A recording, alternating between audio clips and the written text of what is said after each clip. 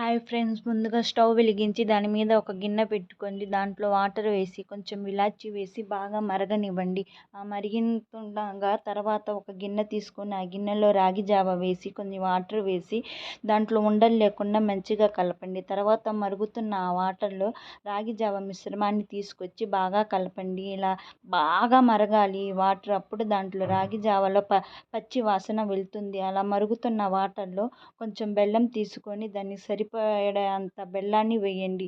దాన్ని ఈక్వల్గా కొంచెం ఎక్కువ స్వీట్గా ఉండడానికి కొంచెం సాల్ట్ వేయండి. సాల్ట్ వేసి అలా బాగా మరగాలి.